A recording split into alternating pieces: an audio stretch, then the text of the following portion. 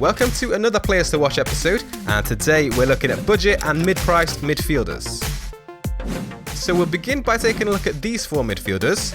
These are my top four as it stands, but we will look into some of the more under the radar options later on. Townsend was out of favour at Spurs, but did well after moving to Newcastle. He made 13 appearances for Newcastle, and his 4 goals and 2 assists all came during that period. Ayew is also in there.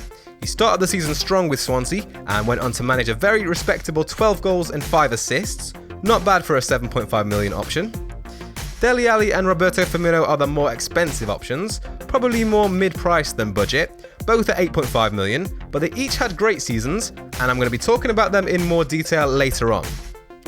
So now I want to move on to 4 midfielders that I also rate quite highly. Alli is a good alternative to Townsend, cheaper at only 6 million, and he's obviously more bedded into the Crystal Palace side. Sigurdsson is an alternative to Ayew, also priced at 7.5 million. He'll be favoured by lots of managers due to his form at the end of the season, and the fact that he's on all set pieces. And I do think that Sigurdsson's a good option too. He is linked with a move to Everton though, which would really ruin him as an FPL option in my opinion. I think he's better at a smaller club where he's the main man. Tadic is another 7.5 million option, and looks like the safest Southampton midfielder now that Mane has moved to Liverpool.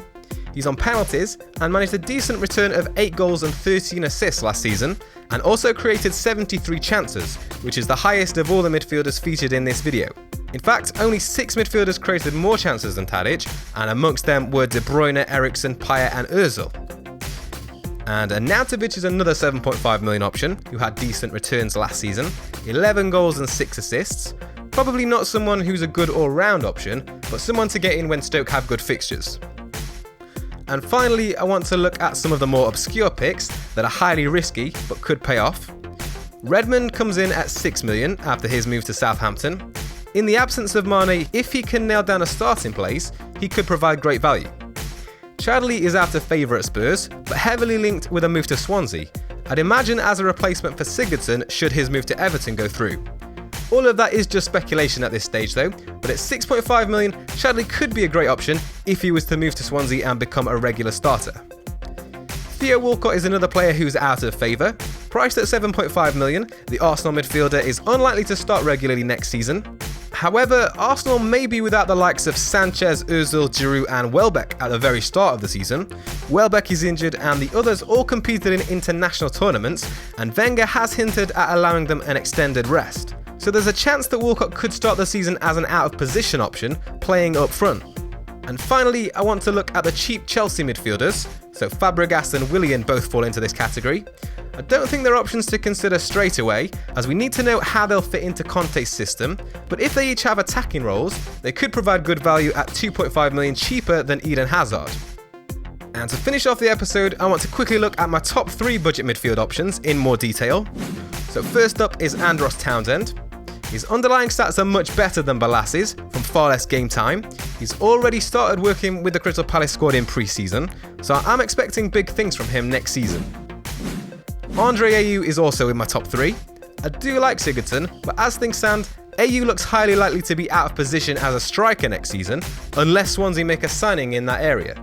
He also managed slightly better returns than Sigurdsson last season, despite not having any set-piece duties. But my number 1 option for a budget or mid-price midfielder has to be Roberto Firmino.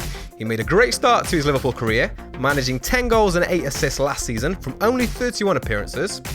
After a full pre-season to work with Klopp, I think we'll see an even better second season from Firmino, which is why I slightly favour him ahead of Alli as an 8.5 million option. Alli was great last season, but all the Spurs players looked slightly jaded towards the end of the season, and Alli didn't impress at all for England over the summer, so I worry that he may have a slow start to the new season. Also, with Firmino comes the potential to play some games as a false 9. Klopp has made a number of signings in attacking midfield positions, bringing in Mane and Wijnaldum, on top of the likes of Lallana, Coutinho and Milner, which leads me to think that maybe Klopp favours Firmino in the false 9 position, ahead of Daniel Sturridge. Firmino's been playing as a false 9 throughout pre-season so far, but Sturridge hasn't yet been available to Klopp, so that's something worth keeping an eye on, but I do think Firmino will have a great season regardless.